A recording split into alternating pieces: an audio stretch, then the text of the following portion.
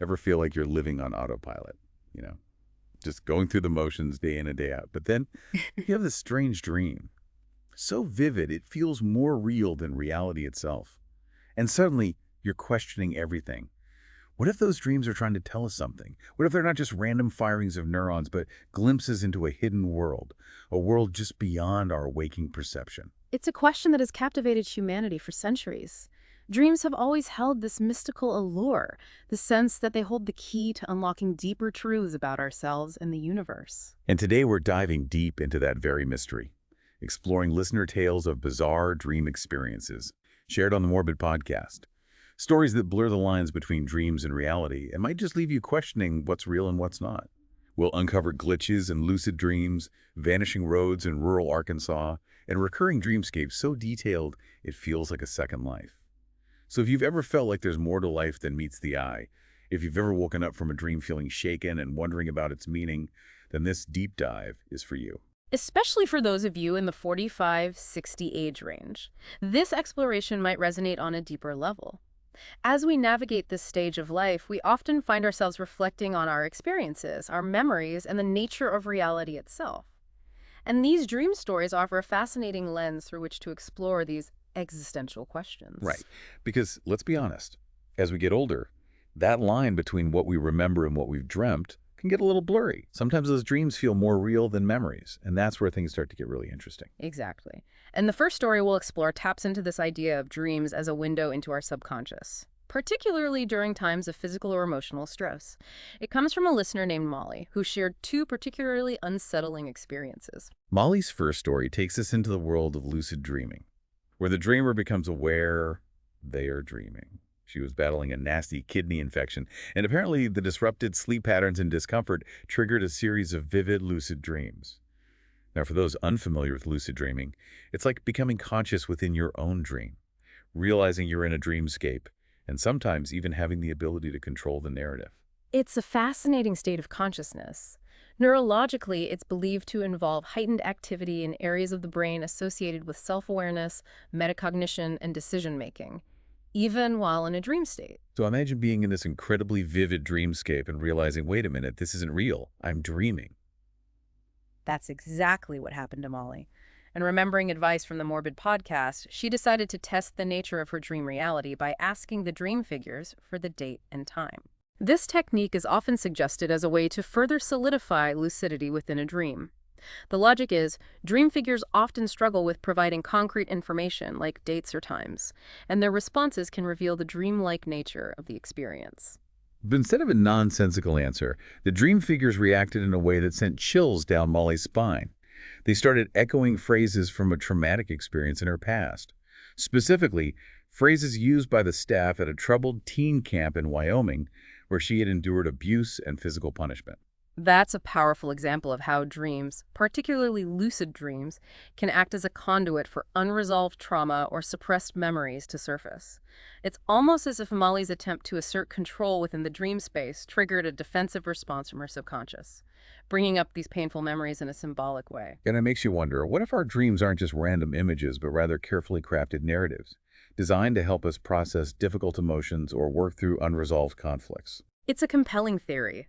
Many psychologists believe that dreams serve a therapeutic function, allowing us to safely explore fears, anxieties, and even past traumas within the symbolic language of the subconscious. And Molly's second story adds another layer to this idea of dreams as reflections of our emotional state. This time, it's not just her dream, but a shared nightmare with her young daughter, Ireland. Both of them dreamt about a snake attack, leaving them shaken and wondering about the significance of this shared experience. Shared dreams, while often dismissed as mere coincidence, have fascinated researchers and fueled speculation about telepathic communication during sleep. Some suggest that shared experiences, strong emotional bonds, or even a shared subconscious can play a role in these phenomena. Now, here's where it gets really interesting. Molly has a deep-seated fear of snakes, stemming from some close encounters with rattlesnakes in both Wyoming and Florida. So for her and her daughter to both have the same vivid nightmare about a snake attack, well, it's more than a little unsettling. Absolutely. And the timing of the shared nightmare adds another layer of intrigue. It occurred shortly after Molly's husband passed away suddenly, leaving her to cope with grief and trauma while raising her children alone. And according to some dream interpretations, snakes can symbolize toxic people or situations. Could this shared dream be a subconscious warning, a way for their minds to process the fear and vulnerability they were experiencing during this difficult transition? It's certainly a possibility. Dreams often use symbolic language to communicate complex emotions or potential threats. The snake, in this context, could represent a perceived danger or a need for protection during a time of heightened vulnerability. So we've got lucid dreaming glitches and shared nightmares, both unsettling in their own right. But now, let's shift gears and talk about a listener tale that takes this idea of dreams blurring with reality to a whole new level. This one comes from a listener named Joseph, and it takes place in rural Arkansas, a place you wouldn't exactly associate with the paranormal or the unexplainable. Joseph's story is particularly intriguing because it taps into that classic fear of the unknown, that sense that the world we think we know can suddenly shift and become unfamiliar, leaving us questioning the stability of reality itself. Exactly. He and his younger brother were exploring the woods near their home, venturing off the beaten path, as kids do, when they stumbled upon something totally out of place, a brand new paved road. Now, this might not sound that strange, but in their rural community, all the roads are gravel. The sudden appearance of this paved road, seemingly out of nowhere, was jarring, to say the least. And it's important to note that Joseph emphasizes how well they knew this area, having lived there for years. The sudden appearance of this road wasn't just unexpected, it was completely out of sync with their understanding of the landscape. Right, and as they walked along this mysterious road, they noticed something else unusual. The trees surrounding the road weren't the typical oak and pine trees they were used to seeing in Arkansas. Instead, these trees were tall and slender, resembling redwoods, which are native to the Pacific Northwest, thousands of miles away. This detail about the redwood-like trees is fascinating. It suggests a shift in the environment, almost as if they've stepped into a different microclimate. Or, dare I say, a pocket dimension where the rules of our familiar reality don't quite apply. Hold on, because it gets even weirder. As they continued down this road, the air became noticeably colder, adding to the eerie atmosphere. This temperature change is intriguing. It could be explained as a simple weather anomaly, but in the context of the story, it contributes to that feeling of displacement, that sense that they've stumbled into a place that's somehow off. Then, on their way back, they encountered something that sent chills down their spines, a creature that appeared to be a deer but with unsettlingly human-like features. Joseph describes its large black eyes and a mouth that seemed too human for comfort. They nicknamed it the not deer, which is a pretty accurate description, don't you think? The not deer sighting is particularly fascinating. It's reminiscent of those cryptid creatures that pop up in folklore and paranormal reports, often described as being out of place or somehow defying our understanding of the natural world. It's as if, by entering this strange road, they've crossed a threshold into a realm where the boundaries between species, between the familiar and the unknown, become blurred. And here comes the mind-blowing part. When Joseph and his brother returned the next day, eager to explore further, the entire road had vanished without a trace. The trees had seemingly grown back, leaving no sign of the pavement or the redwood-like trees. It was as if it had never existed. This vanishing act taps into a deep-seated fear of the unknown, the idea that places we thought were familiar can suddenly shift or disappear, leaving us questioning the stability of reality itself. They even checked old maps of the area, but there was no record of any road ever existing in that location. The only possible clue came from an older resident, who vaguely remembered seeing a similar road as a boy, adding another layer of mystery to the whole experience. This echoes the concept of the Mandela effect, where large groups of people share false memories of events or details that contradict documented history.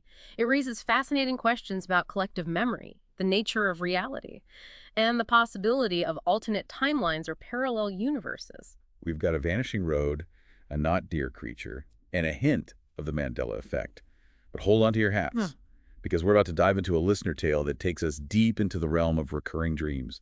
And this one is truly captivating. It comes from a listener named Kayla, and her experience is so unique and unsettling that it's going to be the highlight of our deep dive today. Kayla's story is a powerful example of how dreams can become a separate reality, a world with its own history, rules, and consequences. It blurs the lines between the imaginary and the real in a way that's both captivating and thought-provoking, especially as we consider the implications for how our minds process complex emotions and experiences. So get ready to enter Kayla's dream village, a place that starts out idyllic, but takes a dark and unforgettable turn. What sets Kayla's story apart is the sheer consistency and detail of her dream world. This isn't just a fleeting dream or a random nightmare. She describes a village that she visited repeatedly from childhood well into her 20s, a span of almost 2 decades. That level of consistency is remarkable. Most dreams are fleeting and fragmented. But Kayla's dream village suggests a level of cognitive engagement and world building that goes far beyond typical dream experiences. It's as if her subconscious created a parallel reality that she could access and interact with over an extended period of time. And she wasn't just passively observing this dreamscape. Kayla was lucid throughout these dreams, fully aware that she was in a dream world, yet still experiencing everything with incredible sensory detail. She had a house there, knew the villagers, and essentially lived a separate life within this dream realm. That level of lucidity, combined with the recurring nature of the dream and the consistent history she built within it, is truly extraordinary. It raises fascinating questions about the nature of consciousness, the power of the subconscious mind, and the potential for humans to create and sustain complex inner worlds. And to emphasize just how real this dream village felt to Kayla, she even mentions experiencing consequences for her actions within this dreamscape. For example, there was one time when she stole something from a villager's house. Because she was lucid, she thought it was just a harmless act within a dream. But the village had its own rules, and she ended up getting arrested by the dream sheriff. That's a remarkable detail. It suggests that Kayla's subconscious had created a world with its own moral code and a system of justice. It's almost as if her mind was exploring the concepts of right and wrong, actions and consequences, within the safe confines of the dream world. The dream sheriff even warned her that visitors had been executed in the past for harming the village, emphasizing the need for respect and adherence to their laws. It's like her subconscious was setting boundaries, even within a dream. It's almost as if her mind was saying, even in this imaginary world, there are limits and actions have repercussions. This raises fascinating questions about the role of dreams in shaping our moral compass and exploring ethical dilemmas. Okay, so we've established that Kayla's dream village was incredibly vivid, consistent, and even had its own set of rules. But like many things in life, her idyllic dream world eventually took a darker turn. This is where Kayla's story becomes particularly unsettling, and perhaps even more revealing about the complex interplay between our dreams and our waking lives, particularly during times of stress or emotional turmoil. So picture this. Kayla wakes up in her dream house, feeling that unsettling silence we talked about earlier. No birds singing, no people around, just an eerie stillness. She decides to check on her neighbors, a friendly couple who had always been a part of her village experience. And this is where the concept of reality bleed comes into play. Reality bleed, in the context of dreams, refers to the phenomenon of emotions, anxieties, and even unresolved conflicts from our waking lives spilling over into our dreamscapes, often manifesting in symbolic or distorted ways. Kayla, who is dealing with a lot of turmoil in her waking life, violence, death, her parents' divorce, starts to experience these anxieties and negative emotions bleeding into her dream world. Right. As she enters her neighbor's house, she's overcome by an intense rage, a feeling she had never experienced before in either her dreams or her waking life. This rage takes control, and she goes on a rampage, destroying their home and leaving a scene of chaos and bloodshed. The blood in this dream is a particularly potent symbol. It represents pain, trauma, and the potential for violence. It's as if the unresolved conflicts and emotional turmoil of her waking life were manifesting in this horrifying way within her dream world. And to make matters worse, she never actually sees the bodies of her dream neighbors, just the blood, the aftermath of the destruction. So there's this lingering ambiguity. Did she actually harm them? Or is this a symbolic representation of the damage these negative emotions were inflicting on her own psyche? That's the haunting question at the heart of this dream. It's as if her subconscious is forcing her to confront the destructive potential of her own rage and the consequences of unchecked negative emotions. And the consequences within her dream village are swift and severe. The villagers arrest her for the murders, despite her pleas that she doesn't remember committing the crime, and that an uncontrollable rage had taken over. Her dream friends try to help, but ultimately, she's convicted and sentenced to prison within the dream world.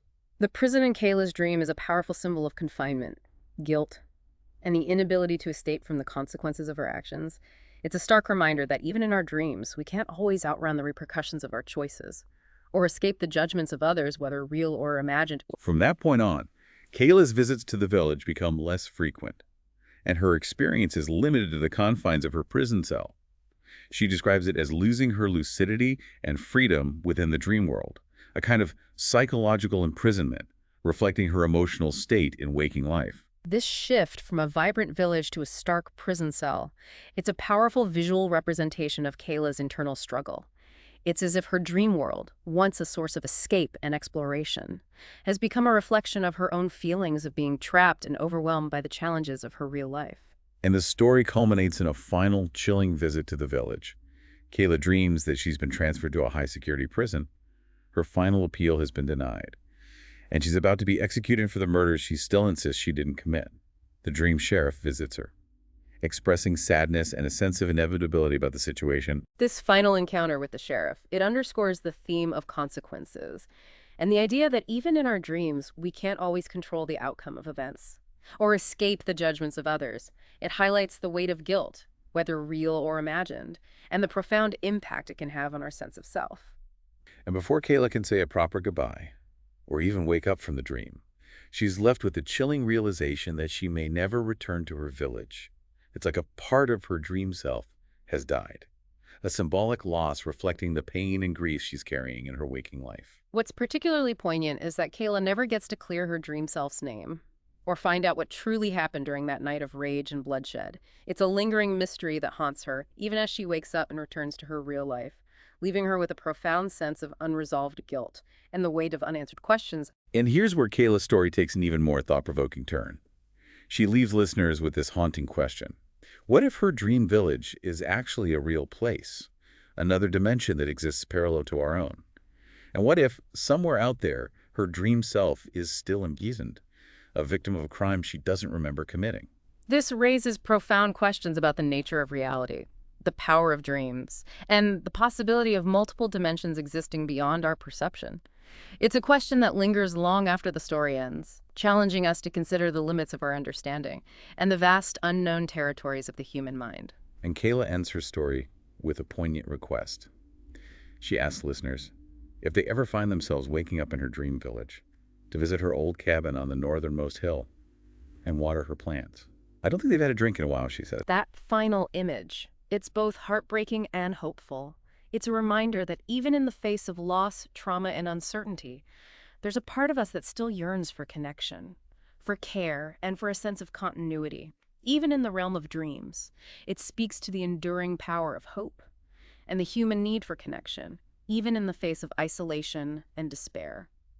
So there you have it, 3 listener tales that challenge our perceptions of reality, explore the boundaries of dreams, and leave us with more questions than answers. But isn't that the beauty of these deep dives? They spark our curiosity, make us think differently about the world around us, and remind us that there's still so much we don't know about the human mind and the vastness of the universe. And as we reflect on these stories, I think it's important to remember that whether we're talking about lucid dreaming, shared nightmares, or recurring dreamscapes, our dreams offer a unique window into our subconscious minds. They can reveal hidden fears, unresolved conflicts, and even creative potential that we might not be aware of in our waking lives. Right, it's like we have these incredible internal landscapes, these hidden dimensions within our own minds that we're only just beginning to explore. And perhaps, as these listener tales suggest, these internal landscapes might be connected to something larger, something beyond our current understanding of reality. Maybe Kayla's dream village is a metaphor for the uncharted territories of our own minds. Or perhaps it's a glimpse into a realm beyond our everyday perception. Okay. Before we get too carried away with the mind-blowing implications, let's bring it back to you, our listener. Why should you care about all this dream talk? Well, for one, it encourages us to pay attention to our own dreams. Dreams can be a valuable source of insight into our subconscious thoughts, emotions, and even unresolved conflicts. As we've seen in these stories, dreams can help us process trauma, work through difficult emotions, and even explore ethical dilemmas in a safe, symbolic space. Right. They can be like messages from ourselves, trying to tell us something important. Maybe it's a warning about a toxic person, like in Molly's case, or a reflection of anxieties we need to address, like with Kayla's dream village. Or maybe it's simply a reminder to connect with our inner world, to listen to the whispers of our subconscious, and to honor the power of our imaginations. Absolutely. And even if we don't always understand the symbolism or the message, simply acknowledging our dreams and reflecting on them can be a powerful tool for self-discovery and personal growth. It's like having a direct line to our subconscious, a way to tap into the wisdom and creativity that often lies hidden beneath the surface of our waking lives. And who knows? Maybe some of us have even experienced our own glitches in the Matrix moments, where the lines between dreams and reality blurred. I mean, Yep. haven't you ever had that feeling of deja vu so strong that it made you question if you had lived that moment before? That eerie sense of familiarity in a brand new situation? It's a universal experience, that sense of familiarity in a new situation. And while there are scientific explanations for deja vu, some theories suggest it could be a brief overlap with alternate timelines, or a glimpse into parallel universes, a fleeting moment where the veil between realities thins. Which brings us to our final provocative thought for you to ponder. What if Kayla's dream village isn't just a figment of her imagination? What if it actually exists in another dimension, a parallel reality, where time and space work differently? And what if, somewhere in that village, her dream self is still waiting for someone to visit, someone to remember her, and maybe even someone to water her plants? It's a tantalizing thought, isn't it? The idea that our dreams could be more than just fleeting images, that they could be portals to other worlds, other realities, and perhaps even other versions of ourselves. It challenges us to expand our understanding of what's possible, to consider the infinite potential of the human mind, and to embrace the mystery and wonder that lie at the heart of the human experience. So, as you drift off to sleep tonight, maybe, just maybe, you'll catch a glimpse of Kayla's dream village, or experience your own brush with another dimension. And if you do, be sure to let us know. We're always eager to dive deep into the mysteries of the mind and the unexplained. And remember, keep exploring, keep questioning, and keep sharing your own strange and wonderful experiences. Because in a world that often feels too ordinary, it's these glimpses into the extraordinary that keep us curious, connected, and open to the infinite possibilities that might lie just beyond our perception. That's it for this deep dive, folks. Thanks for joining us on this journey into the world of dreams, alternate realities, and the power of the human mind. We'll catch you next time for another fascinating deep dive into the unknown. And in the meantime, sleep tight, don't let the bedbugs bite, and keep dreaming.